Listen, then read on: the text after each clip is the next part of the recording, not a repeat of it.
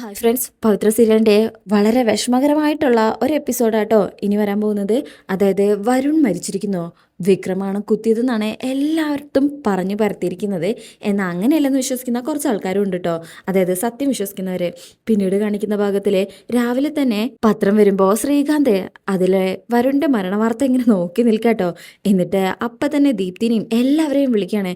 എന്നിട്ട് ദീപ്തിക്ക് ആ വാർത്ത കാണിച്ചു കൊടുക്കും. ദീപ്തി ആ വാർത്ത കണ്ട് ഇങ്ങനെ ഷോക്കായി തരിച്ചു നിൽക്കാട്ടോ.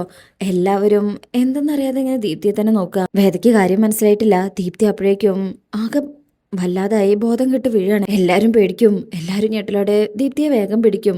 വേദ അപ്പോഴാണ് പത്രം നോക്കുന്നത്. അതിലെ വാർത്ത കണ്ട് വേദയും ഷോക്കായി പോകുന്നുണ്ട്. വരുണിന്റെ മരണം അത് വേദയ്ക്ക് വിശ്വസിക്കാനേ പറ്റണില്ല. അങ്ങനെ ദീപ്തിനെ എല്ലാവരും കൂടെ വേഗം അകത്ത് കൊണ്ടുപോയി കിടത്താണ്. അമ്മയും വർഷയും അവിടെ ഉണ്ട് കേട്ടോ. അങ്ങനെ വേദയും അങ്ങോട്ട് പോകുന്ന സമയത്ത് ശങ്കരനും ഈ വാർത്ത ശ്രീകാന്ത് കാണിച്ചു കൊടുക്കുക. എന്നിട്ട് പറയും, അവൻ ഒരിക്കലും നേരെയാവില്ല. ഇങ്ങനെ പരസ്പരം കൊല്ലാനും ചാവാനും ആയിരിക്കും അവരുടെ യോഗം എന്നിങ്ങനെ. പ്രത്യേകിച്ച് വിക്രമാണ് ഈ കൊലപാതകം ചെയ്തെന്നുള്ള വാർത്തയ്ക്കാണല്ലോ വന്നിരിക്കുന്നത്. ആ ശങ്കരൻ അപ്പോൾ വേദ ഇങ്ങനെ നോക്കും. വേദ ഇതൊക്കെ കേട്ട് ഞെട്ടിലോട് കൂടെ നിൽക്കാട്ടോ. അങ്ങനെ അതിനുശേഷം പിന്നീട് കാണിക്കുന്നത് വരുണിന്റെ ബോഡി അവിടെ പൊതുദർശനത്തിന് വെച്ചിരിക്കുകയാണ്. ശ്രീകാന്താണ് സങ്കടം കാണിച്ചുകൊണ്ട് വാസവനെ അങ്ങോട്ട് കൊണ്ടുവരുന്നത്. അങ്ങനെ വാസവനെ അവിടെ കൊണ്ടുവരുന്ന സമയത്ത് സങ്കടം കാണിക്കുന്നുണ്ടെങ്കിലും ഉള്ളിൽ സന്തോഷിക്കുകയാണ് ശ്രീകാന്ത്. ചന്ദ്രശേഖരനും കൂടെ ഉണ്ട് കേട്ടോ. അങ്ങനെ വാസവൻ അവിടെ ഇങ്ങനെ നിൽക്കുന്ന സമയത്ത് അങ്ങോട്ടേക്ക് ശ്രീകാര്യം ശ്രീനിവാസനും വരും.